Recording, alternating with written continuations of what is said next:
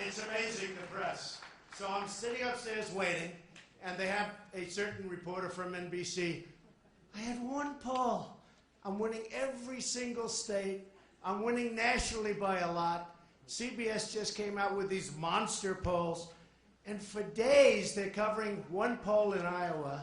They just keep hitting me with it. And if I would have won it like I have been doing, and I have other polls in Iowa where we are leading, and big, but they keep hitting me with the one poll. You're going to find out about the media someday, folks. They are the worst. I will tell you, they are the worst. Oh, these people. And, you know, it's interesting. CBS came out with a poll yesterday, which was amazing. In New Hampshire, do we love New Hampshire? Now, nobody's going to mention it, so I have to. You know, CBS, which NBC's not happy about, but they gave me such a bad introduction with Katie, whatever her name is. I have to do mine. That's what you have to find. What you do is, if they don't give it to you, you got to give it to yourself. Does that make sense? Do it. Just do it. Don't worry about it. They'll say he's terrible, he's a horrible human being. Who cares, right? So in New Hampshire, very special place, and by the way, they asked, where would you like to do this? Because they don't do these town halls. 2 hours on NBC Today Show, which is a great show. And I love Matt. Of course, after the interview, I probably will walk out and say, he's terrible. But we love Matt, right? Matt's a good man. So in New Hampshire, listen to this, 38-12. Now that's CBS. So Katie Tur, why don't you mention that, Katie Tur? You don't mention that. I'm telling you, seriously. It happened like 3-4 days ago.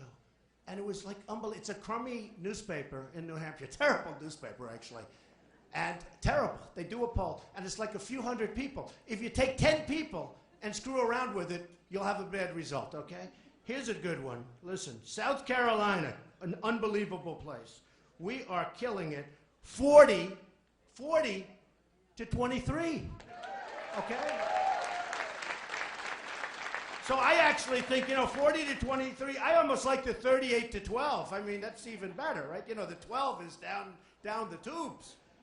ABC Washington Post, a big one, just announced on Friday. I have to announce these because the press refuses to. By the way, if I were down, it would be headlines all over the place. I'm winning. Think of it. Every state, every national, one crummy poll. And it wasn't even that bad. And it's all I hear. Washington Post, ABC, 32 to 22. And Gravis, 41. Gravis just came out. 41. So, I mean, we're doing, and I could go on and on and on, but I'm not going to do it because we want to talk about other things like Bush, like Carson, like Hillary. Oh, Hillary. Oh, I can't take another Hillary. How bad is it? What a mess. No, she's always in a mess. Do you notice? They can never be like clean. They just run the country like, it's always a mess. You know, think of it. You know, I don't want to go back into the past, but let's do it. No, but there are always problems. Just run the country. We have a country that's in such serious trouble. We need somebody that can go to China and say, folks, it's time. It's time. You can't keep taking our money. You can't keep taking our job.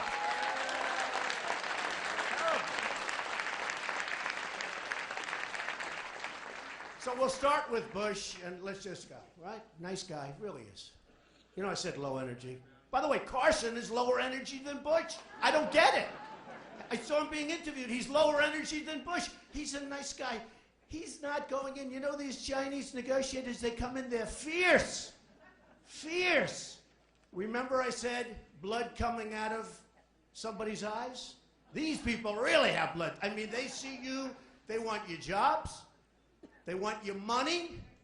They want your base. They want your country. I mean, they want everything. And we need the right people. You need somebody with the right temperament. They are not going to be dealing. You take low-key people. Low-key people. Bush said, I don't like Mr. Trump's tone. We have people, their heads are being chopped off in the Middle East. And he's worried about tone. We need tough tone. Believe me, it's time. It's time.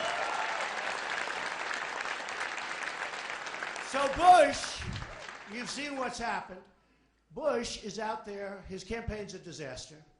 That's because I came along. I'm proud of it. Because let's face it, hey, let's face it, they did screw up the Middle East, okay? Let's not kid ourselves. You know, when you look at that migration, the whole thing, a total disaster. But Bush is now cutting salaries by 40 and 50%. He had one person that worked for him, got paid $1.3 million. I want that job. Everybody in this room wants that job. Think of it. And the person's like, didn't do a good job. He's losing, he's getting killed. And I say, if you can cut 40 to 50%, and they're all taking it, everybody's saying, we'll take it. Why didn't you do that 7 months ago? If they take it now, they're going to take it then. So why didn't you do it 7 months ago? So he's meeting now with mom and dad. No, it's true. He needs counsel. And he was very angry over the week. He said, you know, if this is going to be this nasty, let them have Trump as their president. It's going to be nasty. Hey, Putin is a nastier guy than me. We were on 60 Minutes together. The highest ratings they've had in a long time, I have to tell you. And the game before was terrible. It was a blowout, right? You know that. He was my stablemate. We got along great. We didn't talk, but that's okay. No, we were on 60 Minutes together. We can make deals. But if he doesn't like my tone, how's he going to do with Putin? How's he going to do with these killers in the Middle East that take our product? You talk about product. In this case, it's all military product. They take the best Humvees, the best weapons, the best rockets, the best rifles. One bullet gets shot in the air and they run. And they leave everything so the enemy takes it. And our people don't have the best. We don't have the Humvees with the armor plate. 2,300 armor-plated Humvees, best in the world. Now, if we had them, our boys and our women, over our soldiers, our great soldiers, the wounded warriors are the best people. They're the best. They're better than any of us, including me. Okay?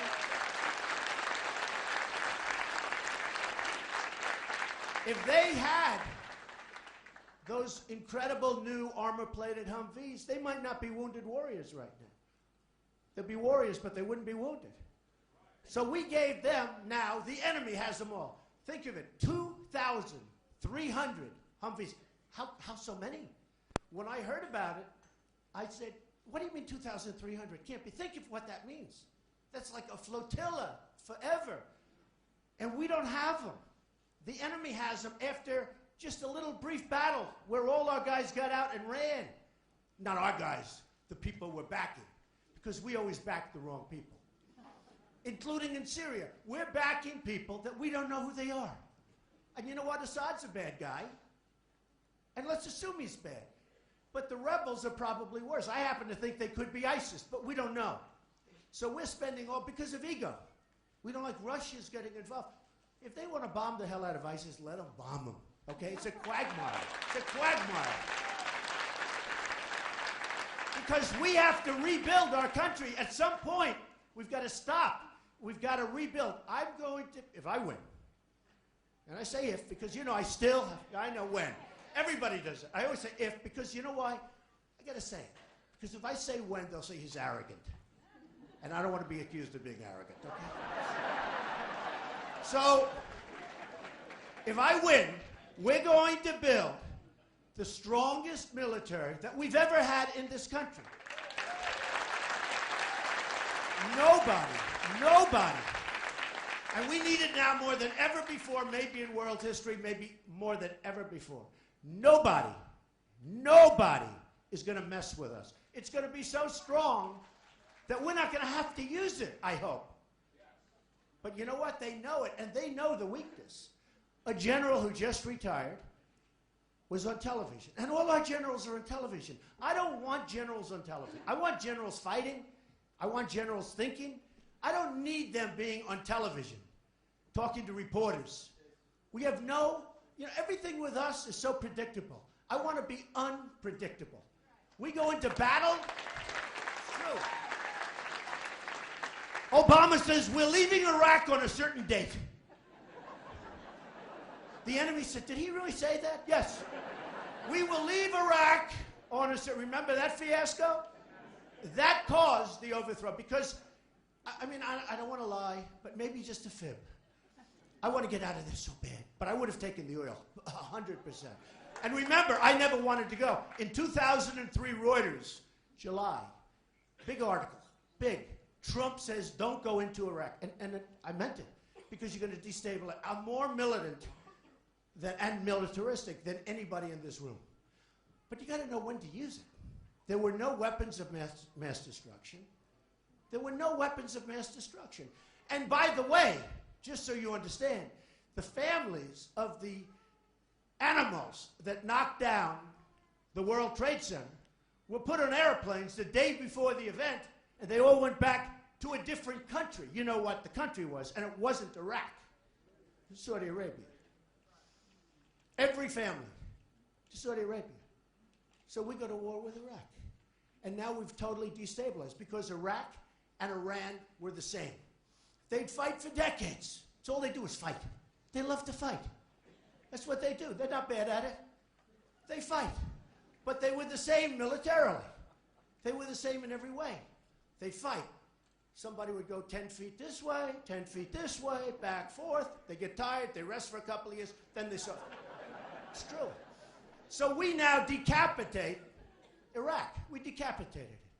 Now Iran is taking over Iraq, which, by the way, has the second largest oil reserves in the world that we gave up.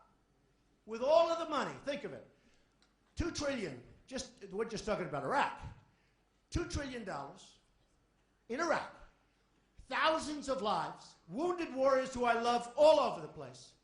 We got nothing, nothing. We have nothing. We got nothing for it. And I said we keep the oil. You know who has the oil now? ISIS. You know who's getting the oil? China. #1 customer, more than anybody else. You know what they spent? $0. You know what they spent in Afghanistan? $0. In Afghanistan, we're fighting, and it's okay in that case. Maybe that's where we should have gone in the first place, because Afghanistan is near Pakistan. Pakistan has nuclear weapons. We want to protect it, etc.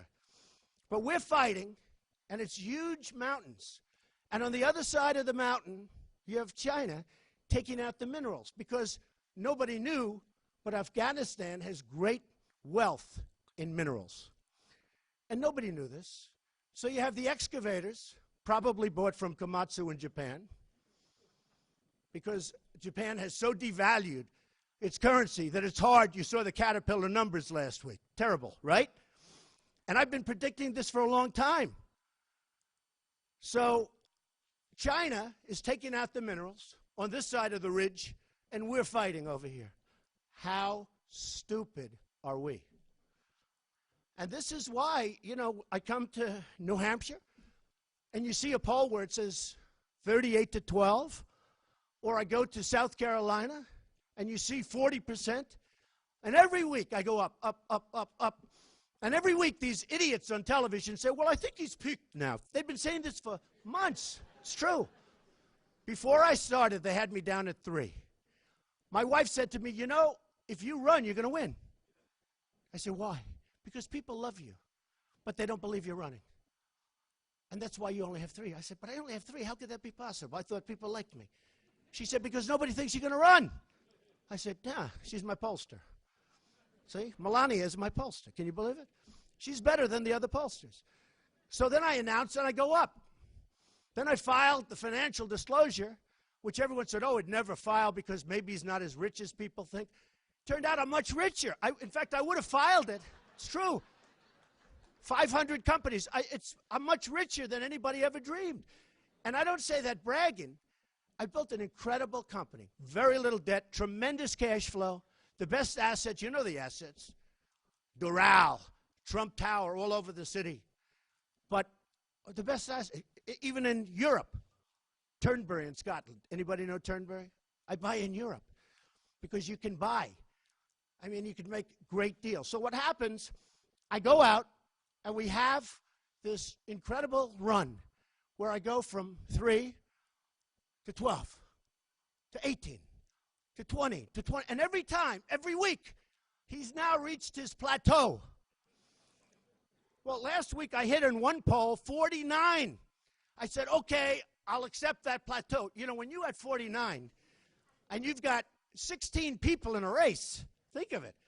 49 is great if we had 3 people, right? I'll take 49 all day long. I don't like it with 2 people, but I love it with 3 people. But boy, do I like it with 15, 16, or 17 people. It's true. Incredible.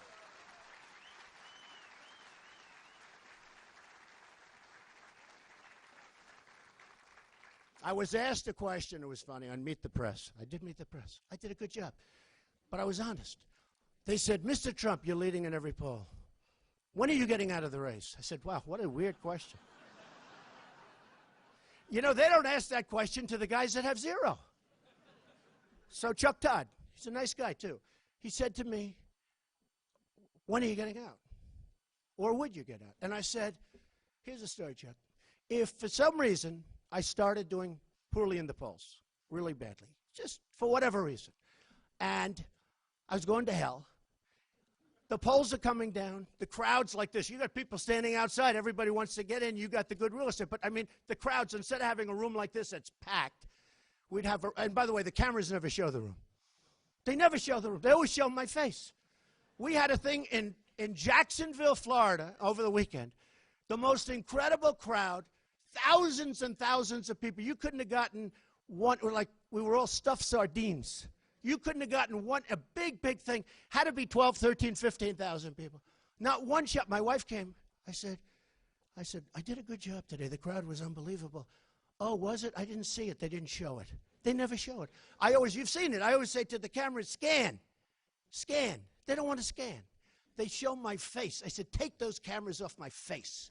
They never scan. So I come home. She says, how was the crowd? I said, it was massive. You didn't see it? No, they never showed it. Oh, they're so dishonest, these people. Now, for another candidate with different views than us, they will show it all day long.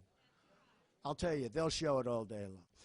So we have an amazing situation happening. We have a group of people, and you know they used to call it the silent majority, and because it was somehow involved with Nixon, it hasn't been used.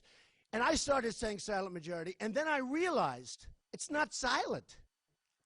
I call it the noisy majority because people are angry. They're tired of incompetence. They're tired of our politicians. They're tired of a Secretary Kerry and a president that they don't know the first thing about how to make a good deal. Sergeant Bergdahl. We get Bergdahl, a dirty, rotten traitor who's not even going to go to jail. He would have been shot 20 years ago. No, we get Bergdahl. Think of it. We get Bergdahl, and they get 5 killers that they've wanted for 10 years that are right now back on the battlefield killing people, and believe me, they want to kill everybody in this place too. That's the deal we make. That's emblematic of the deals we make. You look at Obamacare, we spend $5 billion on a website that doesn't work. And it's going to be repealed, and it's going to be replaced, by the way, because it's no good. It's no good. No good.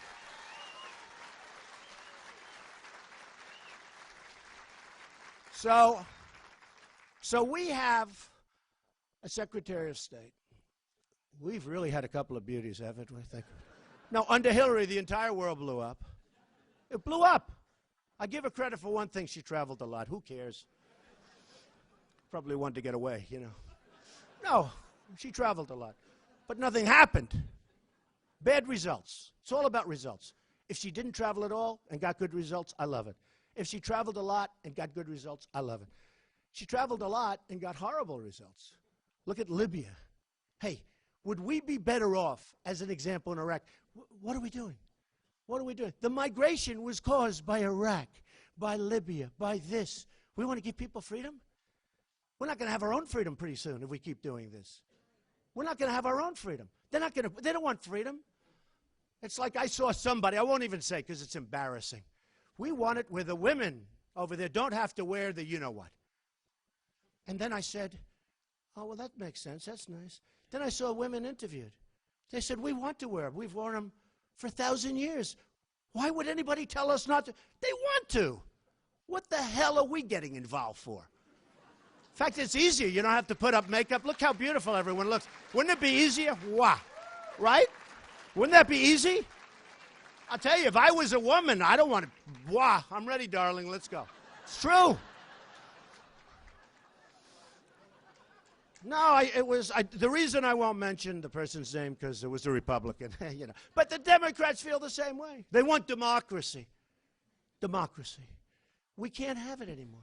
We have to rebuild our country. We have to do things. Now, I am the only one that's self-funding my campaign. I'm putting up all my own money. All my own money. 100%. With the exception, by the way, of little donations where people come up and they say, you know, like women, beautiful woman sends me $7.50.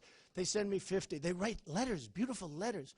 If I sent that money back, first of all, it cost me more money to send it back than it's, okay, to be honest. But if I sent that money back, and I think we have almost 80,000 donations to me, and it's hard because I'm rich, and honestly, people, what are they doing donating? But they write the most beautiful letters. They say, Mr. Trump, I know you don't need this. This is a woman, $7.50. And she writes a 3-page letter. And I read the whole thing. It was so incredible. But it's a symbol of so many people out there want help. And I know you don't need this money. I know it won't mean anything. And it's all I can afford. But I wanted you to have it. Now, if I sent that money back to her, there is no letter I can write where she wouldn't be insulted. I really mean that. What are you going to say? I don't want your money. Thanks a lot. I don't need your money. And we got so many of these, and I said, we have to take them. I don't want them for the money. I don't want to send them back because these are people that are committed. I call them investing in the country. They're investing. And these aren't the big guys with the millions of dollars that want to get new insurance contracts, that want to get all sorts of tax advantages, want to get lots of things. Oh, the money I've turned down. You know, when you hit number one, and I've been number one for 100 days. It's now 103. Did you see they were celebrating? 100 days. I won't use names, but they said, well, so-and-so was number one. They don't say that that person was number one for 1 day or 2 days. I've been number one almost from the beginning, from the day I filed. It's so funny. I mean, I look and I watch, and they say, well, you know, I won't mention the names, but you know the people. They use them all the time. Well, this one was number one for 3 days. This one, woman, was number one 2 days. I've been number one for 100 and actually 104 days now. Okay? And honestly, today, despite this horrible, disgusting reporting that we always get, always, that's why, you know what happened? I was standing outside in the green room, commonly known as the Pro Shop. This is a very nice country club, by the way. I don't know who the hell has it, but it's very nice. It was the Pro Shop. I said, I don't believe I'm in a Pro Shop. This is crazy. But it was great. And they have a television on. And I'm watching. And I'm watching. And they talk about, like, all negative. And I say, wait a minute. I'm killing everybody. If I watched that, I'd say, oh, poor Trump. In fact, if that were true, they wouldn't even have me here today, folks. I have to be honest with you. Such bad reporting. They're so bad. They're so illegitimate. They are just terrible people. And I have to tell you, on the press, 30% are good. And some are great. Some are really great. Some of the press is honorable and fantastic. But I'll tell you, you got 50% that are the worst people that I've ever met. They're worse than anybody. And you know the other thing I found out how bad, because in the financial press, it's a little bit easier because it's sort of numbers and they speak a little bit, although that they try and screw up also. But I will tell you, the political press is just really bad. But I found out 2 things. Somebody said, what'd you learn? I said, for one thing, I learned how incredibly smart the public is. I swear to you I mean that. Because I'll get this story that's a total lie, and nobody believes it. And you know, the press has a lower approval rating than Congress. Can you believe it? Did you see that? The media is rated, and you're right. They're scum. They're horrible people. They are horrible people. True. So I really learned 2 things. How really brilliant, and I mean brilliant, the public is. They get it. Because in theory, with my press, I shouldn't be at 48%. I shouldn't be winning it's amazing. They're really smart. And the other thing is how bad the press was. Those are the two things I've learned the most. Can you believe it? Now, the other thing I've learned, but that I knew, is how stupid our politicians are. How they allow an Iran deal to go through. Think of it. We get nothing. We get nothing. We get absolutely nothing. It's one of the worst contracts, not deals for countries, one of the dumbest contracts, and I did write The Art of the Deal. I think it was the #1 selling business book of all time. Who has The Art of the Deal? Who's read it? Everybody? So, no, but whether you wrote The Art of the Deal or not, I mean, how bad? 24 days inspection, but it doesn't start for a long time because you have to go through a whole process. How about the self-inspect? I love the self-inspect. They have a clause that they can self-inspect certain areas. Now, the areas that they self-inspect, those are the most critical areas. They don't want anybody there. Oh, okay, you can self-inspect. Send us a letter. Dear Mr. President, sir. Dear Mr. President, everything's fine. You know, the president calls him the supreme leader. I guarantee you I will never be calling him the supreme leader. He's not going to be good. I'll say, hey, baby, how you doing? I will never call him the supreme leader. And I'll get along with him probably. And maybe not. And if he doesn't get along with me, they got problems. We don't. Believe me. And we'll get along with Putin. And we'll get along with everybody. But think of the Iran deal. So you have the Iran deal. You have the self-inspection. You have the 24 days. And in 24 days, man, can you do damage. And then we'll go get that battleship. You know, I do a lot of building, to put it mildly. I get that battleship shiny gray. I call it battleship gray for the garage floors, right? Always looks the best. I'll paint it. We'll walk in. Oh, there's no nuclear doing here. Oh, then I'll write back.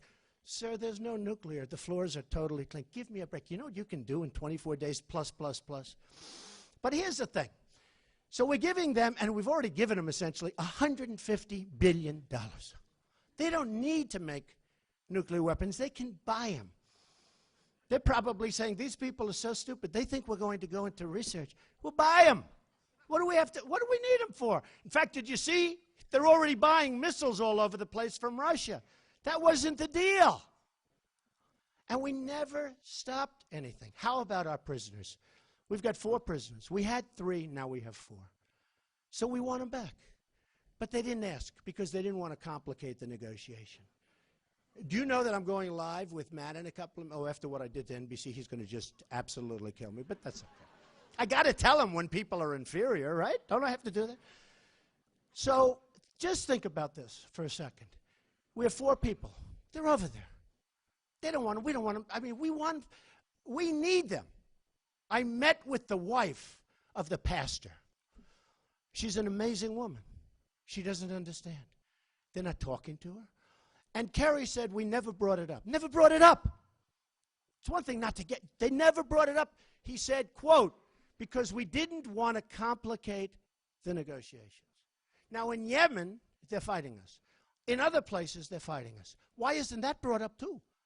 How are we making a deal, and yet we're fighting? And by the way, if you think they want Yemen, you're wrong. They want Saudi Arabia. Look at that border. That border is so beautiful. It's just waiting. And they figure we're so stupid, you know, I mean, they can do anything. And here's the thing. So Saudi Arabia, at least a year ago when the prices were a little, so now it's probably half. But Saudi Arabia was making $1 billion a day. $1 billion a day. Think of it. $1 billion a day. Oh, what I could do with that money. Now think of it. We help them. We fight for them. We die for them. We get nothing. How stupid are we? And you know what? All you have to do is say, fellas, we're going to protect you. We love you. You're great.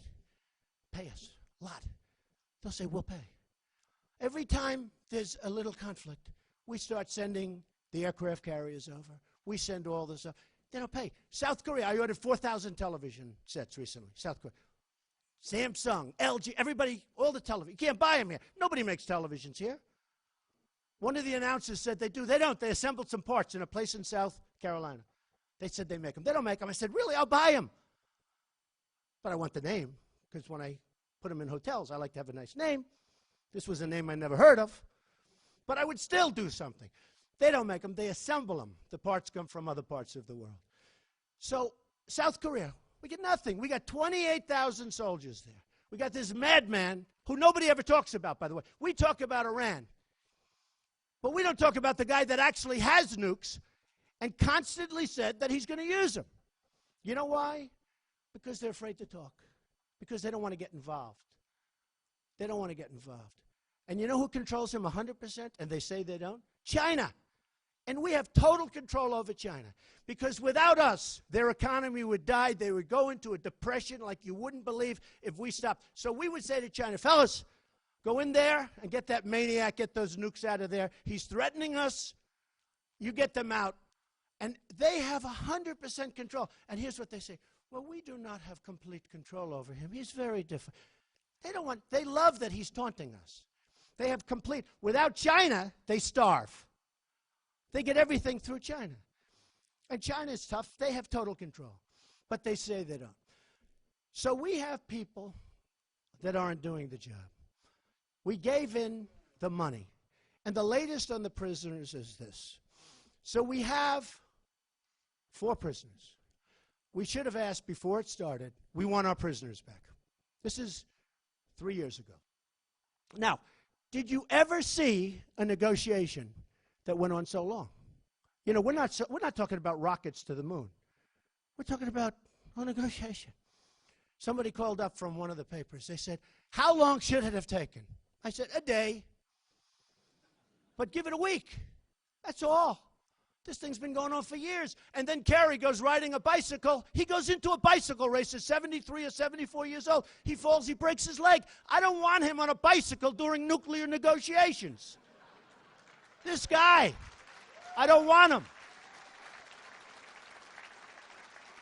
He falls, breaks his leg, walks into the room. He's in the hospital for 2 days. Then he walks into the room. The chief negotiator from Iran, who's tough as hell and smart as hell, the Persians are great negotiators, looks at this guy, oh, it's too bad, thinks to himself, what a schmuck, okay? This is our negotiator. This is our team. No, this is our team. Do you think he likes me? I don't think so. Who cares? I don't care. You know what? If he did a great job, if Obama did a great job, I'd love it. I wouldn't be running. It's true. I would love it. I'm an American. Before anything else, if he did a great job, I'd love it. There would be nobody happy. I wouldn't be running. I love my business. You know what I'm doing. This isn't so easy. Believe me. You think it's fun? I could be other places at 7 o'clock in the morning, not on live television all over the world. So anyway, so we need new and great leadership. We need leadership that gets back our prisoners, that doesn't give. I guarantee you that if that was my watch, number one, I would have doubled up the sanctions. They would have been begging for a deal. But I guarantee you, if that were guaranteed, first thing I would have said, fellas, give us back our prisoners. You don't want them. You don't need them. We want them. Good for the deal. Going to help us. We're going to like you more. Everybody, give us back. I guarantee, 95% sure they give them. Now, if they don't give them, the 5%, we leave. You get up and walk out. Okay, which is okay. I do that all the time with deals. Most of the time they call back, please, Donald, come back. Come back to the table, please, I beg you. I told the story about Doral. I got $20 million off. I walked out. I came back. They said, we'll take $20 million off the price. But that's what happens. I guarantee with the right messenger.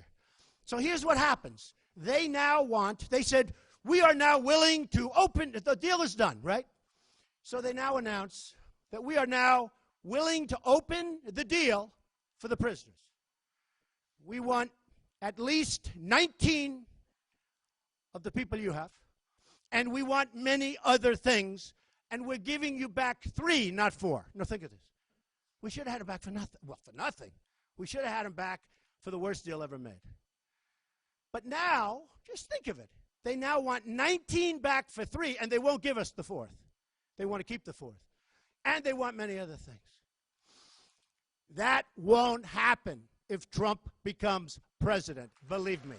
Believe me.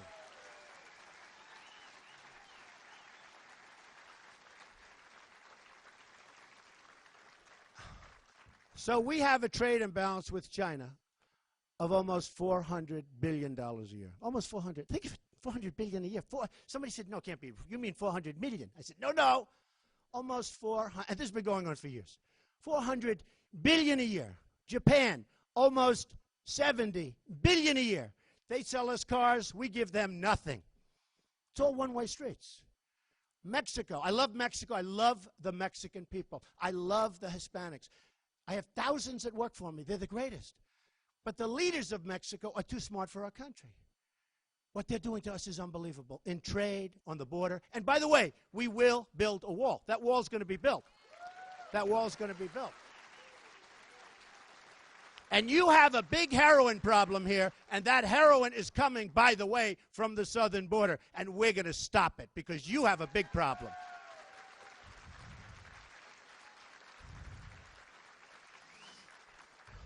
So I have the best people in the world, the best negotiators, Carl Icahn and many others, the best. They don't want anything. They don't want money. But I'm going to put them in charge of trade deals. If I put a guy like Carl in charge of China, Carl, look it over. Just go home, go to your jobs, relax. We're going to do just fine. There won't be $400 billion in essentially losses. That I can tell you. So I have the greatest, most talented people in the world.